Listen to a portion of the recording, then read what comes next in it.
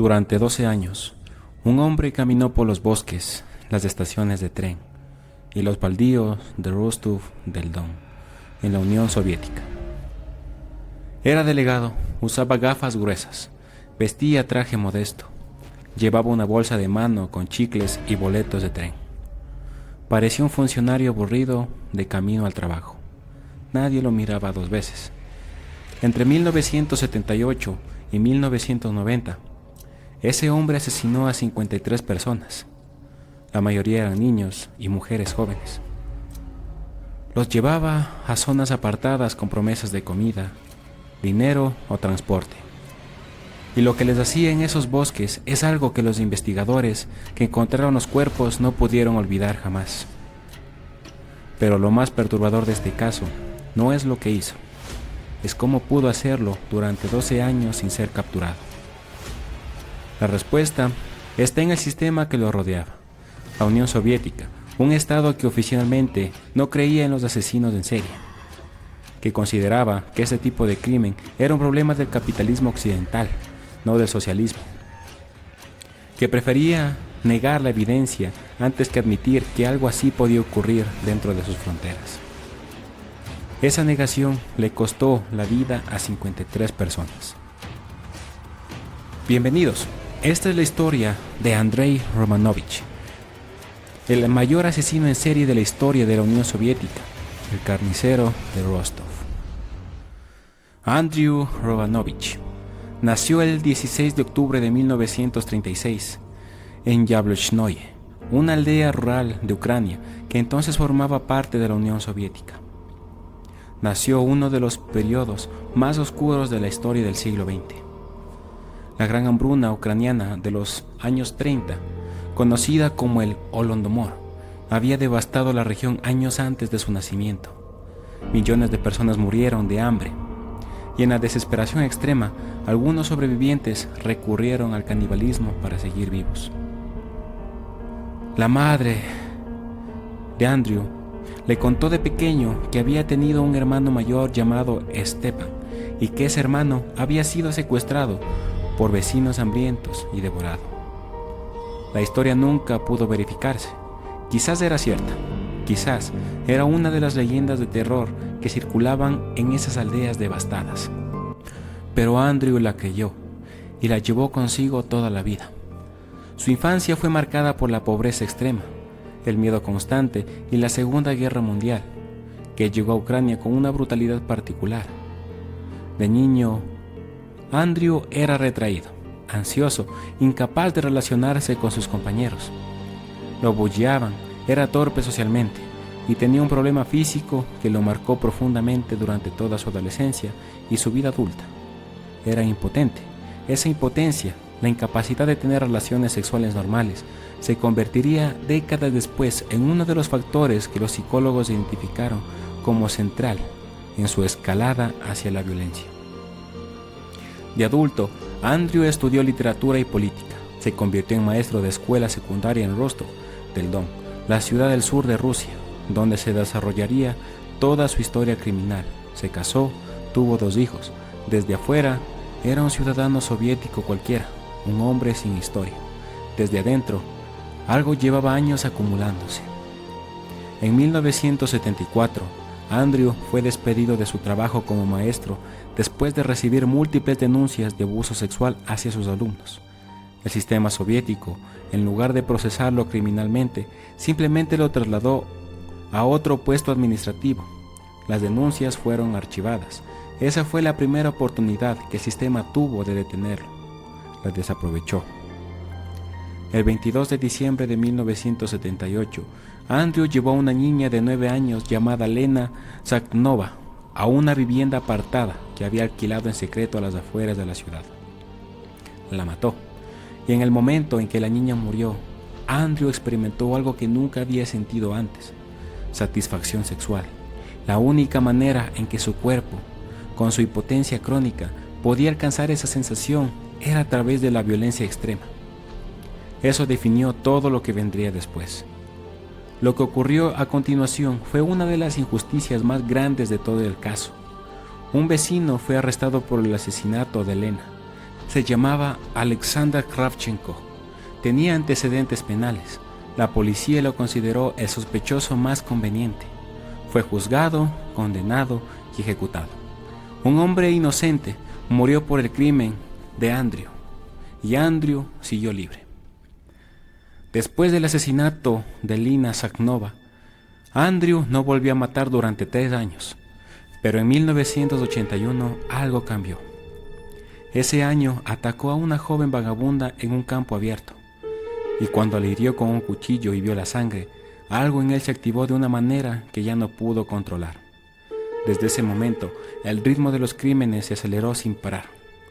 En 1982 se le atribuyeron 7 asesinatos. En 1984, 13 en un solo año, 13 personas en 12 meses. Su método era simple, el engaño. Se acercaba a sus víctimas en estaciones de tren, paradas de autobús y mercados.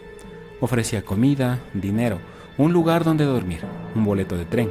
Sus víctimas eran personas en situación de vulnerabilidad, niños solos, adolescentes fugados de orfanatos, mujeres que buscaban trabajo, personas sin hogar, alcohólicos.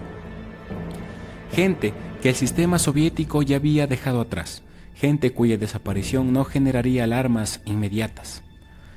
Los llevaba caminando hacia zonas boscosas alejadas de la ciudad, y una vez que estaban lejos de cualquier testigo, atacaba. Lo que hacía con sus víctimas alcanzaba niveles de brutalidad que los investigadores describirían como sin precedentes en la historia criminal soviética. Las mutilaba, les extraía los ojos, convencido de que el ojo humano conservaba la imagen de la última cosa que había visto. En varios casos, practicó el canibalismo con partes de los cuerpos. Los cuerpos eran encontrados en los bosques y baldíos alrededor de Rostov del Don, muchas veces semanas o meses después de la muerte. Y la policía soviética investigaba, pero con una limitación fundamental que Andrew explotó sin saberlo completamente. La Unión Soviética no creía oficialmente en los asesinos en serie. La ideología soviética sostenía que ese tipo de crímenes era producto de las patologías del capitalismo, la alineación, la desigualdad, la degeneración moral. En el socialismo, según la doctrina oficial, esas condiciones no existían. Por lo tanto, un asesino en serie soviético era una contradicción ideológica. Esa negación institucional hizo que los investigadores tardaran años en conectar los crímenes entre sí, que las distintas jurisdicciones no compartieran información, que cada muerte fuera investigada de manera aislada sin ver el patrón. Esa fue la segunda oportunidad que el sistema tuvo de detenerlo, y también la desaprovechó. En septiembre de 1984, la policía de Rostov estaba bajo una presión enorme. Los cuerpos seguían apareciendo. El número ya era suficientemente alto como para que algunos investigadores, desafiando la doctrina oficial, hubieran comenzado a hablar de un asesino en serie. Se había creado una unidad especial de investigación. Se habían revelado miles de sospechosos. El 14 de septiembre de 1984, un policía detuvo a Andrew en el mercado de Rostov. Su descripción general encajaba vagamente con el perfil del asesino. Tenía en su bolsa un cuchillo y un trozo de cuerda. Lo arrestaron, le tomaron muestras de sangre. Y aquí llegó el error que cambió todo. Los análisis de sangre de las escenas del crimen habían determinado que el asesino tenía sangre del grupo AB. La sangre de Andrew era el grupo A. Los resultados no coincidían, la policía lo dejó ir. Lo que nadie sabía en ese momento y que la ciencia forense confirmaba décadas después es que Andrew era una rarísima anomalía biológica. El grupo sanguíneo de su sangre y el grupo sanguíneo de sus secreciones corporales no coincidían. Era un caso documentado en menos del 1% de la población mundial. La ciencia forense soviética de 1984 no estaba preparada para eso. Andrew salió libre y mató a 9 personas más en los siguientes meses. Ese error le costó la vida a 9 seres humanos. En 1985, después de años de investigación frustrada, la policía soviética tomó una decisión inusual para la época: contratar a un psiquiatra para construir un perfil psicológico del asesino. Se llamaba Alexander Bobkanovsky. Era un hombre meticuloso, analítico, que trabajó durante meses con toda la evidencia disponible. Los cuerpos, las escenas del crimen, los patrones de comportamiento, la selección de víctimas. El perfil que produjo tenía 60 páginas.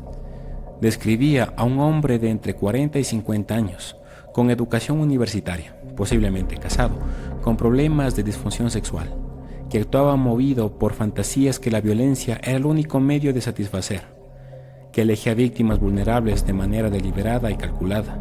Era un retrato casi exacto del Andrew Chikatilo. Pero faltaba años para que ese perfil y ese nombre se cruzaran en el mismo expediente.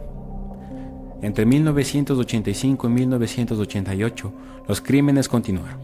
La presión política sobre la policía era enorme. Varios investigadores fueron removidos de sus cargos por no resolver el caso. Otros fueron presionados para cerrar la investigación con culpables convenientes, aunque la evidencia no los respaldara completamente. El sistema soviético seguía siendo el mayor obstáculo para atrapar a su propio monstruo. En 1990, después de 12 años, Andrew cometió otro error. La policía es una estación de tren cerca de un bosque, donde acababa de aparecer un nuevo cuerpo. Lo vio salir del bosque con manchas de sangre en la ropa y en la cara. La policía tomó nota de sus datos, pero no lo arrestó de inmediato. Al día siguiente apareció otro cuerpo. El investigador a cargo conectó los puntos. El 20 de noviembre de 1990, Andrew fue arrestado. Después de su arresto, Andrew se negó a hablar durante días. Los investigadores lo interrogaron durante horas. Él negaba todo, se mostraba indignado. Actuaba como un ciudadano soviético respetable que había sido víctima de un error policial. Entonces, alguien tuvo una idea. Llamaron a Alexander Bobkanovsky, el psiquiatra que había construido el perfil años antes. Bobkanovsky entró a la sala del interrogatorio. Se sentó frente a Andrew y en lugar de hacerle preguntas acusatorias, comenzó a leerle el perfil que había construido sobre él. Las 60 páginas, describiendo su interior, sus impulsos, su historia, su soledad, su impotencia, sus fantasías, la razón por la que hacía lo que hacía. Andrew escuchó en silencio. Y cuando Bobkanovsky terminó de leer, Andrew se puso a llorar y dijo: «Sí, soy yo».